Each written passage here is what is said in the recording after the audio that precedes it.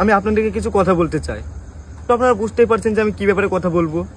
আর সত্যি কথা বলতে গেলে আমার নিজের ওপরই ঘৃণা হচ্ছে, কিন্তু কি করব, যেহেতু ভুল করেছি তো আপনাদের কাছে ক্ষমা চাইতেই হবে।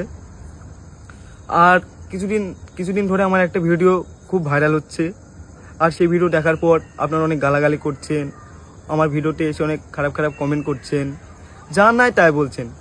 আর এটা স্বাভাবিক, কারণ আপনারা আমাকে অনেক ভালোবাসেন। আর এত খারাপ ভিডিও দেখে আপনারা এটা বলবেনই। তো বলতে গেলে এই ভিডিওটা 1-1.5 বছর আগেকার ভিডিও। তো আমি আগের থেকে অনেক পরিবর্তন হয়েছি। আর আমি এখন সবসময় কাজ নিয়ে ব্যস্ত থাকি, আর কাজের প্রতি অনেক ফোকাস দিচ্ছি। আর আমার কিছু বন্ধু আছে যাদের সহ্য হচ্ছে না, তারা চায় না যে আমি ভালো ভালো কাজ করি, তাই তারা এই ভিডিওটা ভাইরাল করছে আর ভিডিওটা পোস্ট করেছে। তো আপনারা এবার বলবেন কমেন্টে যে ভিডিওটা তোর এত পার্সোনাল ভিডিও, এত খারাপ ভিডিও তারা কি করে পেলো। তো বলতে গেলে আমার একটা বন্ধু আছে, রুবেল বলে নাম। তো এই ভিডিওটা দেখবেন যে আমার ফোনেও ছিল না, খুব ভিডিওর মধ্যে অনেক কথা আছে, হয়তো আপনারা দেখেছেন। এই ভিডিওটা আমার কাছে ছিল না, আমার গার্লফ্রেন্ডের কাছে ছিল। তো আমরা শ্যুট করছিলাম, তখন আমাদের দুটো ফোন তার কাছে দিয়েছিলাম। তো আমাদের ফোনের সে পাসওয়ার্ড জানতো, আর তাকে আমরা অনেক বিশ্বাস করতাম, তাই তাকে সব কিছু বলতাম। তো সে আমাদের ফোন থেকে ভিডিওটা নেওয়ার পরে আমাকে কন্টিনিউ ব্ল্যাকমেল করে। তো সত্যি বলতে গেলে আমি ওর কাছেই ছিলাম অনেকদিন ধরে, আমাকে যা বলতো তাই শুনতে হতো। তো কি মনে হলো যে ও আমাকে ব্ল্যাকমেল করতে করতে আমার এত পরিমাণে রাগ হয়ে গেছিলো, সেই জন্য আমি ওর সাথে কন্ট্যাক্ট করাই বন্ধ করে দিই।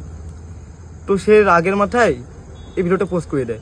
কিন্তু আমি ভাবতে পারিনি যে সে ভিডিওটা পোস্ট করবে, কারণ তাকে ভাই মনে করতাম, তার সাথে অনেক দিন ছিলাম। সে একবারও ভাবতে পারতো যে সে আমার যত শত্রু হোক, সে যদি আমাকে মারতো তাও মেনে নিতাম, কিন্তু ভাবিনি যে সেই ভিডিওটা পোস্ট করবে। এবার আপনারা বলবেন যে তোর এইসব এই বানানো কথা। তো চলেন আমি আপনাদেরকে কিছু প্রমাণ দিচ্ছি, কিছু ভিডিও দেখাই, তাহলে আপনারা বুঝতে পারবেন। ভিডিও আর শোনেন, যে আমরা শফিকের ভিডিও যদি পোস্ট হ্যাঁ, তোরা শফিকের ভিডিও যদি আমার ফোন থেকে যদি পোস্ট হয় বা আমি যদি পোস্ট করি, এই ভিডিও তোমার চাই আর কারো কাছে নেই। হ্যাঁ, আমার কাছে শফিকের কোনো নেই, তাহলে তুমি তোমার ফোন থেকে এডিট করে দিবা। হ্যাঁ হ্যাঁ হ্যাঁ, তাহলে ভিডিও তো বলো যে আমার ভিডিওটা করার পরে তুমি এডিট করবা। হ্যাঁ তোমার ভিডিও করার পরে সব এডিট করে দেবো। হ্যাঁ, তো এডিট করবো মানে তোমার কোনো জিম্মেদারি নেই, টোটাল জিম্মেদারি আমার, তাই তো? তাহলে এই ভিডিও যদি পোস্ট হয় তার জন্য দায়ী আমি রুবেল। তো আপনারা দেখতে পেলেন। আর আমি আপনাদেরকে কিছু একটা রেকর্ড শোনাচ্ছি, একটা ছোট করে, এই রেকর্ডিংটা শোনেন। আমি বুঝলা তো, তুমি সেটা ফোন করছো, স্পিকার দিছো, ফোনটা বলেছো, তার লেগে কেটে দিলাম, বুঝলা। বাড়ি এসে করলাম ভিডিও আপলোড দেবো রাতে 12টা 1টার দিকে, বুঝলা তো। কোনো ভিডিও কখন আপলোড দেবা? 12টা 1টার দিকে, মানে হয়েছে তোমার, কি বলবো, ওই ভিডিওটা এডিট করা হয়নি এখনো, এডিট করবো, দেখ না কি ভিডিও আপলোড দিই। তো আমি আপনাদেরকে সম্পূর্ণ কথা পরে ভিডিওটি শোনাবো। আর এর আগে একটা মেয়ের সঙ্গে আপনারা হয়তো দেখেছেন, তো সেও আমাকে ব্ল্যাকমেল করেছে এবং আমাকে কি বলে হুমকি দিয়েছে, শোনেন, আসেন। সব বড় বড় আইডি দেখতে পাবি তোর, সবাই বলবে শফিকের porn video viral, porn video, কি মজা বল। তো আপনারা তো দেখতে পেলেন।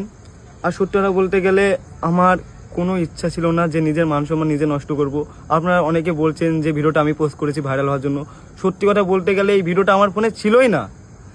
আর তাই আপনাদের কাছে আমি হাত জোর করে বলছি, যদি পারেন তাহলে আমাকে ক্ষমা করে দেবেন।